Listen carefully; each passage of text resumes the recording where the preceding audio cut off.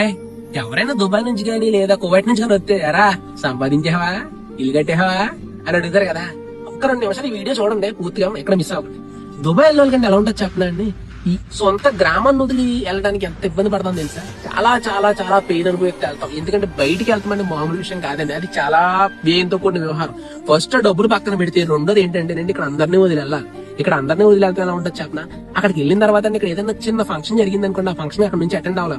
ఆ ఫంక్షన్ జరిగి 3 రోజులు అక్కడ నరకం అనుభవిస్తామండి. ఎందుకో తెలుసా, వాళ్ళతో ఉండలేం, అక్కడ మనం పని చేయలేమండి. ఎంతో ఘోరమైన బాధ అనమాట. అక్కడ ఎంత కష్టపడుతున్నా అమ్మా నేను ఏసీ గది ఏసీ రూమ్ అని చెప్తాను తప్ప అక్కడ ఉన్న కష్టాలు ఇక్కడ చెప్పమండి. ఎందుకంటే అక్కడ మేము బాధపడతా ఉంటాం, ఇక్కడ ఇలా బాధ పెట్టి ఉండలేం కదండి.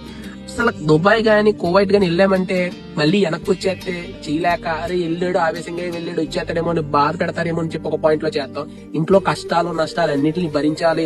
ఇంట్లో ఉన్న మన ఇక్కడ ఉంటే 4 చేతులు నోట్లోకి వెళ్తాయని చెప్పి అక్కడ కష్టపడతాం తప్పండి. ఎవడో కూడా ఇంట్లో అన్ని సవ్యంగా ఉన్నప్పుడు దుబాయ్ వెళ్తానికి కానీ గల్ఫ్ వెళ్తానికి కానీ ఎవడో ఇష్టపడ్డాను. ఓకే చదువుకున్న వాళ్ళు అంటారా జాబుల పర్పస్ వెళ్ళొచ్చు, చదివేరు కానీ ఒక చదువు లేకుండా ఒక కూలి పనికి దుబాయ్ వెళ్ళే ప్రతి వ్యక్తి బాధ నాకు తెలుసండి. ఎందుకంటే నేను దగ్గర నుండి చూశాను. అక్కడ నేను ఎంప్లాయ్ గా చేస్తున్నప్పుడు వాళ్ళు ఎంత కష్టపడేవారు ఎంత బాధపడేవారు అనేది, ఎందుకు వచ్చామన్న బాధ అలా ఉంటది. వెళ్తామంటే మళ్ళీ ఆ డబ్బులు రావని బాధ, ఆ బాధలు వాళ్ళు చేసి వాళ్ళు ఇక్కడికి వచ్చిన తర్వాత మీరు సరదాగా మాటలు వాళ్ళకి ఎంత బాధ అనిపిస్తూ ఉంటారు, బాగానే సంపాదించేసేవారా అని. కానీ వాళ్ళు అక్కడ ఏం చేశారనేది మీకు తెలిస్తే మళ్ళీ ఎప్పుడు కూడా మీరు ఆ డైలాగ్ వాళ్ళకి